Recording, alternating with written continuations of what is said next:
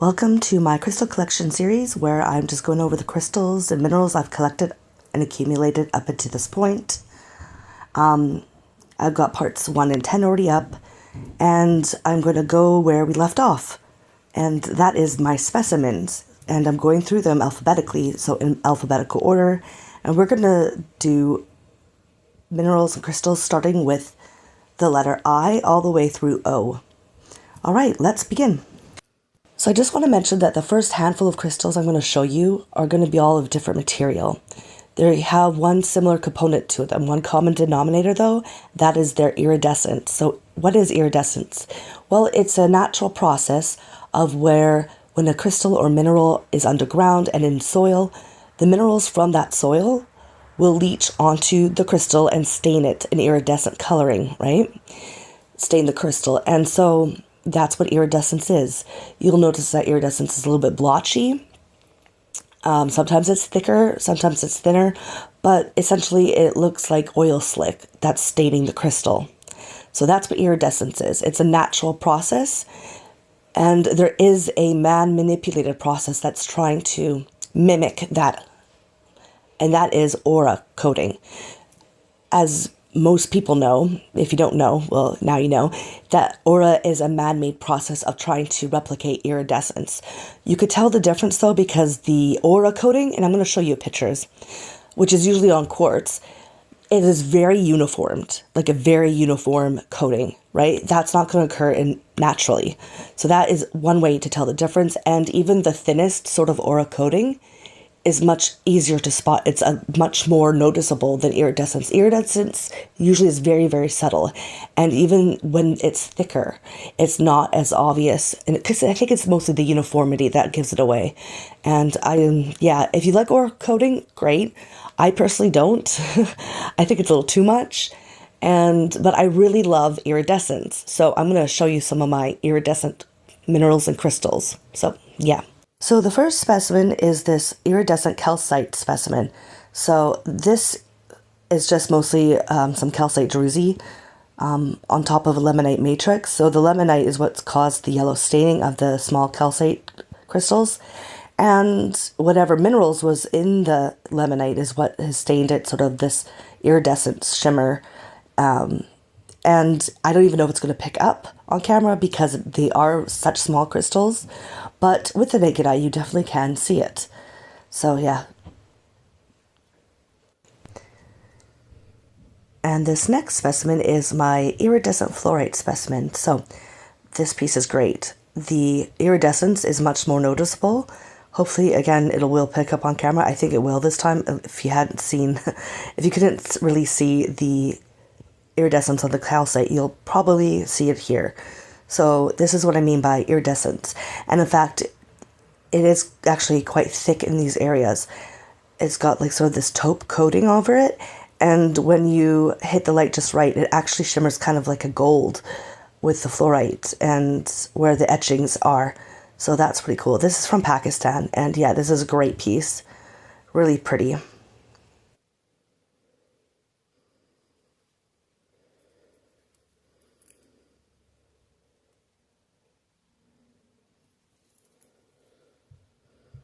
The next specimen I have is this iridescent pyrite with quartz and calcite growth specimen. So this is bladed calcite, and as you can see on the tips of the crystals, it's got this orange coloring, right? Well, I'm assuming that's probably what created the iridescence of the pyrite, because on the pyrite, the iridescence is this orangey sort of red gradient iridescence to it, right? Hopefully it shows up. I'm not sure if it will, but hopefully it shows up. And some of the other little pieces of the pyrite is iridescent too. Some of it's even like a green. And yeah, so hopefully it shows up. But yeah, so it's whatever mineral that is dusted on the calcite tips is what's causing that iridescence in the pyrite. And yeah, just a nice little piece. And also the calcite here does UV react really nicely. And then I have this iridescent smoky phantom quartz specimen. So in terms of this specimen, I really doubt you're going to see the iridescence. It's very slight, it's very subtle. It is there though. It's going to be very hard to show up on camera. I don't think it's going to show. So it'd be a miracle if it did, but if not, it's there. You could see it with the naked eye. It's just not going to show up on camera. But yeah, you could definitely tell that it was coated with a lemonite stain, right? And in little, areas over here is where you could see the iridescence. But yeah, it's just really sparkly too, which is kind of cool. And it looks very much orange, or a yellowy orange in terms of the lemonite staining. And yeah, you can also see the black phantoms within. So yeah, just a nice little piece.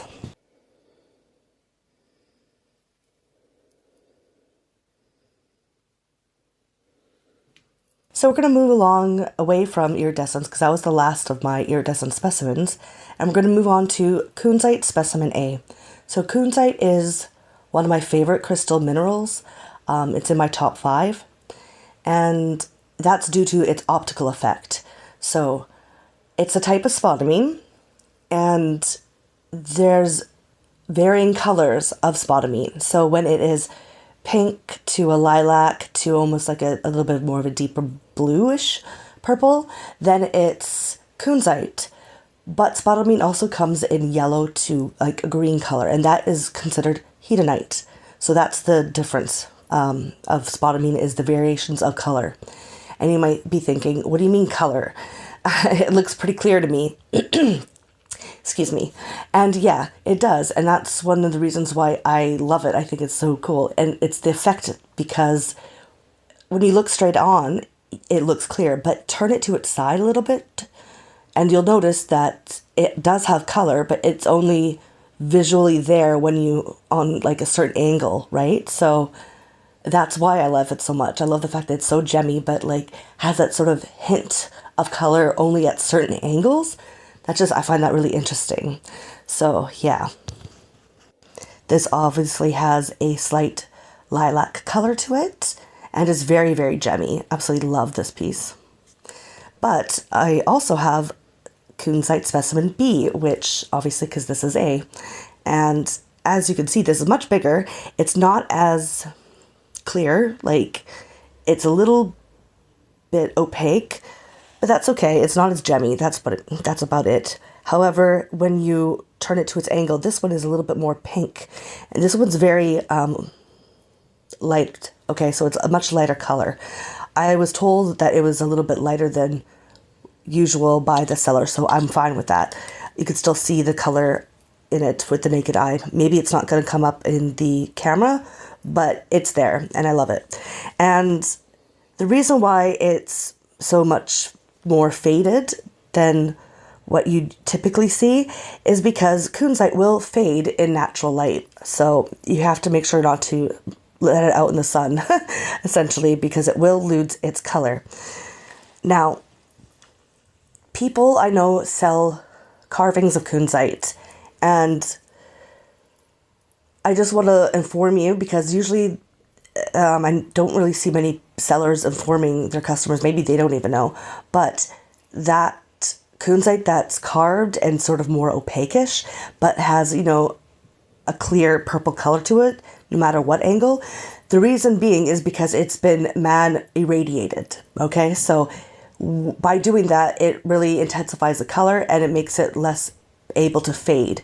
It still might fade if you leave it out in the sun for too long, but it's much more saturated, and it's not going to fade as easily as the natural kunzite color. And it becomes more opaque, as in you can't see through it, right? So the color is fixed, and it becomes opaque, right? So it's not gemmy, it's not going to be clear, and that's because it's man manipulated. And I just want to put that out there. I'm going to show you what that looks like on screen, just so that everyone knows, because I personally would rather have my crystals not man manipulated as much as I possibly can help it. So if you don't care, that's cool too, right? It's all just, subjective preference.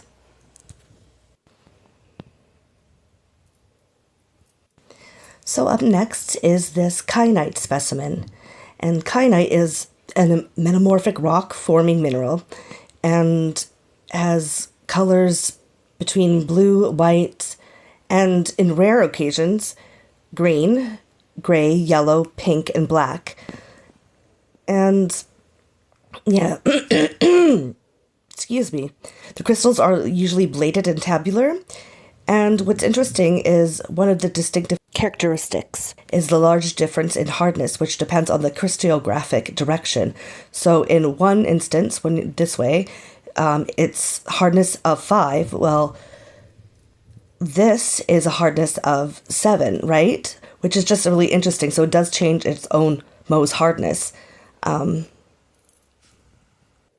So the best crystals usually are found in pegmatites as well as quartz veins. And recently it's been Brazil that has been the producers of like the more fine specimens. And yeah, really kind of cool. This one's got a lot of iron staining, as you can see here, but it's a nice big chunk. So moving right along to the next 4 specimens, which I'm going to show all together because they're the same material. So I've got labradorite specimens A, B, C, and D. So I'm just going to show them to you, one by one while I talk about the crystal. So previously in my freeform video, I showed you my labradorite carvings, right? In freeform. And you usually don't see them raw like this. Raw varieties on the market, not something that you usually see come up. It's mostly always carved. It's pretty popular mineral, and yeah, I think most people know what it is. If you don't, it's basically just a particular plagioclase feldspar with albite and anorthite combination. And it displays an iridescent optical effect known as a Schiller effect. And more specifically, it's called labradorescence. And that's just the sort of almost like iridescence, right? Kind of color to it when, you turn it around and stuff. So yeah, I got these 4 because they were such a good price and they were on the market. And I thought, oh, well, that's interesting. Raw labradorite. You don't really see that much often. So I had to get, a handful, essentially. And it's just beautiful. And yeah, definitely popular for a reason.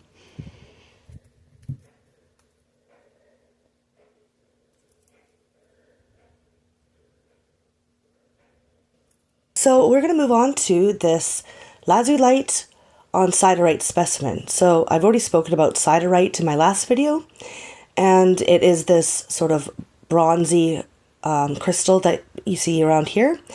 And the lazulite is this very, deep blue gem right here, right? This crystal's right over around here. Sometimes it can be a little bit more green blue, but I think it's safe to say that this specimen in particular is much more of a blue. And this comes out of Canada, actually, where I'm from, except for up in the Yukon, which is further north from me. And I'm pretty sure this is old stock because I don't believe anything new has been found and been taken out of the mine there. And it's only one place that it comes out of. It comes out of the Rapid Creek area, Dawson's mining district. And that's because lazulite is quite rare, and other than the Yukon, the only other place that has any, I think, is Brazil.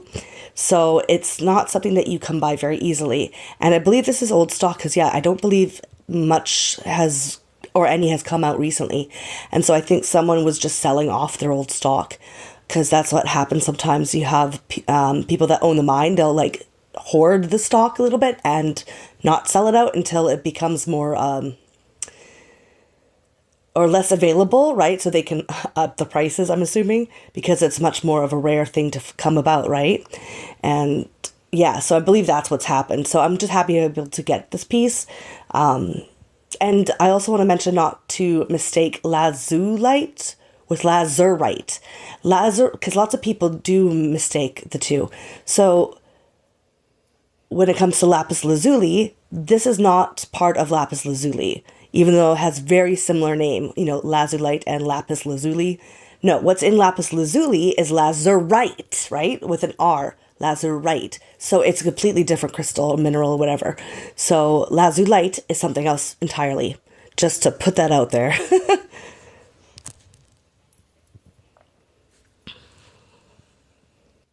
Then next I have this libethenite specimen. So libethenite comes in a lighter green, like an olive-like green, but all the way to like a black green. And that's what you see here is like this sort of blackish green. It's so dark that it looks black, right? And libethenite is a secondary copper phosphate mineral found in the oxidized zone of copper ore deposits. So copper-based mineral that comes from that. And yeah, it's not exactly easy to find. I mean, it's not too rare, but it's not just freely available on the market. So this was definitely a special piece. It is going to be a little bit expensive if you do find it, just to let you know. But yeah, I love the deep, deep crystals. I think it's just beautiful, the way it sparkles. Moving on to the M's, we're going to start with this meganocalcite on galena and pyrite specimen. So I've already spoken about galena last video, and pyrite's just fool's gold. I think everyone knows about pyrite. But what is meganocalcite? Well, it's just a manganese-bearing calcite, essentially. And because of that, it gives off this sort of soft, very, very light pink coloring.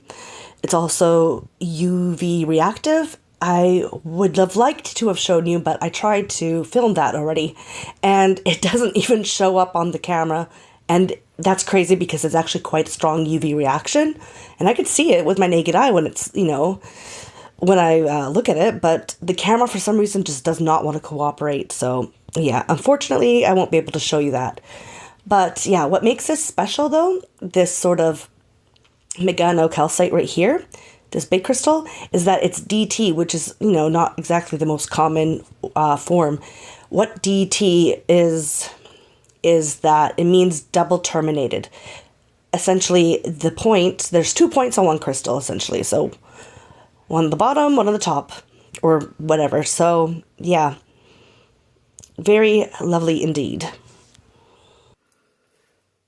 Now for this next specimen, I find to be just super unusual and unique, and that is this magnesite on azurite, dolomite, malachite specimen.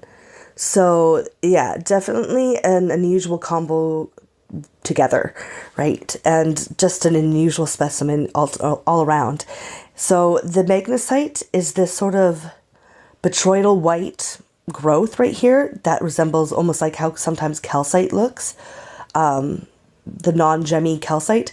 Well, magnesite sort of does the same thing, probably because I think that they are in the same group of crystals. But you can see this sort of crystal-like sheen when you turn the specimen around. You could see the sort of the glimmer within that white botryoidal mass, right? Which is just super interesting. And then you have the azurite, which is the blue stuff. We've already been through azurite. And malachite, which is a secondary copper mineral. Same, I think, with azurite. And so, yeah, you have that. And then that is on top of this pink dolomite, which is just super cool. And it also has a nice sheen to it. So dolomite can be confusing because it could mean the rock dolomite, which is just an ordinary common rock, but then you also have the sort of dolomite crystal. So this is the dolomite crystal, and it comes in white, clear, and this beautiful pink sort of rosy color. And yeah, it's just a neat specimen that you don't really see much out there, like this sort of combo. Then I have this mahogany obsidian specimen. So I've talked about obsidian before, how I stay away from the regular black obsidian because you cannot tell the difference between that and man-made obsidian because it's a type of volcanic glass. However, when it has inclusions within it, that cannot be recreated. So mahogany obsidian obviously has inclusions, creating this mahogany brick type of color. And yeah, so like I said, it's volcanic glass and is actually considered a rock rather than a mineral, and is a mixture of microcrystalline grains of silica minerals, right? And what happens is that it's formed in the latest stage of a volcanic eruption, and the silica left over after most of the other elements in water have been used up and evaporated, then rapidly chilled at surface temperatures once it hits the air. So sometimes those, microcrystallines get stuck within the cooling process and not evaporate. And that's when you get the different included sort of aspects in obsidian. I also want to mention that I don't know how much people are doing this now, but I know they used to. And you will probably find some sellers like this on like Etsy and stuff like that, where they're trying to sell obsidian, but it's actually slag glass that you can just go over and get at Home Depot or, any other sort of construction store or garden center, right? So you don't want to get fooled with that. So any sort of transparent and translucent obsidian that's like any other color, like black, other than black, right? Sometimes it's green, sometimes it's blue. Yeah, that's slag glass. Do not be fooled. This is just your everyday, slag glass. So, yeah. Then I have this malachite specimen. So, I've said this a lot because I have a lot of it, but malachite is in my top 5 favorite mineral crystals of all time because it's beautiful. It's such a beautiful green. It's got this velvety color to it when it's raw. In fact, some people refer to this type of raw malachite as velvet malachite. It also can showcase botryoidal aspects of growth, right? Alongside azurite sometimes. It can be alongside suicite. And yeah, any sort of secondary copper mineral, right? Because that's what malachite is. It is a secondary copper mineral, right? And is actually quite common, but can be fairly pricey, even though it's quite common. It might have to do with something with the weight because it's heavy because it's secondary copper mineral. But yeah, so, and it also gives off this sort of little ding to it if you tap it. So I don't know if you're going to hear it, but I'm going to do it anyways. So I heard that. If you heard that, cool. If not, well, just trust me on this one.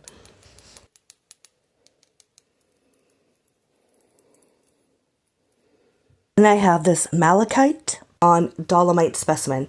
So I've already talked about dolomite, and this is clear dolomite. However, it does look yellow because the matrix is limonite. So you can just see right through it to the yellow. And that's what you're seeing here. And then, yeah, the malachite. And like I said before, malachite can come in botryoidal forms. And this is very small but botryoidal form of malachite that's sitting on top. Then I have this pretty milky quartz specimen. So it's just a opaque type of quartz that kind of gives off a waxy look, almost like as if it was calcite, but it's not. It's milky quartz, and that's just due to inclusions, right? Same as the rest of the type of quartz out there. And yeah, it's just got this really soft, light pink tone to it too. I don't know if it's going to show up, but it has a very, very subtle pink softness to it. Yeah. It's almost shaped like a flower, so it might even be like a flower. You know how they do come in, quartz can come in flowers, clusters, and that's what it appears to be. Up next, I have this moldavite specimen. So moldavite is neither a crystal or a mineral, but is a tektite. And a tektite is a naturally formed glass that's not based on the process of a volcanic eruption. So how moldavite came about is actually through a meteorite that hit Earth like a long time ago. So a meteorite hit Earth in whereabouts Germany is now, and it was so hot that it melted the ground that it hit. And the impact was so strong that the melted ground actually flew into the air and cooled in a couple seconds and then fell back down on Earth in what's known and where is the Czech Republic now. So moldavite can be found in the Czech Republic. However, it's pretty much almost been mined out. So it's illegal to actually get moldavite unless you have a permit, and only a few people have permits to collect moldavite from the Czech Republic. This also creates, high demand, which means it's expensive, right? Obviously, because it's like a piece of Earth's history that will never come about again, right? Because the conditions would have to be the exact same. So yeah, there's a lot of fakes out there because of this as well. So be aware. You will tell that it looks different though. It's more glossy. It's more uniformed in shape. And the color is just a little off, right? And I'm showing you something on screen so that you can have an idea of what I'm talking about. But yeah, even though this piece is small, it's pretty expensive. But I am happy to have a little bit of, Earth's history in my collection. So I think that's pretty cool. You can also tell microscopically if yours is moldavite or whatever is fake or not, because inside what they cannot recreate is lechetlerite, which are like sort of grains, sand grains or whatever that was part of the land that it hit, the melted sand or rock or whatever it was, and it formed lechetlerite, which is like looks like little worms within.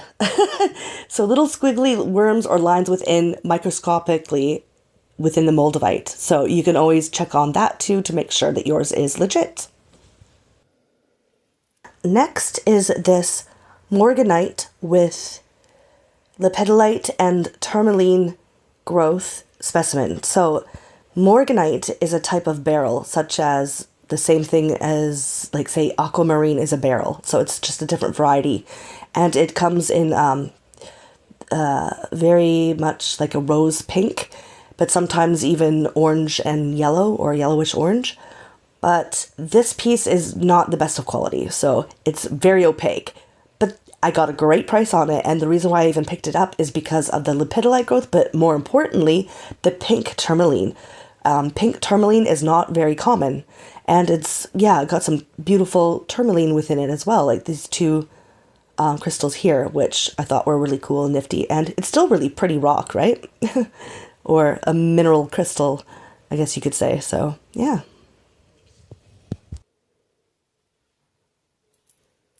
Then I have this muscovite specimen, so this might, cause some people to be like, huh?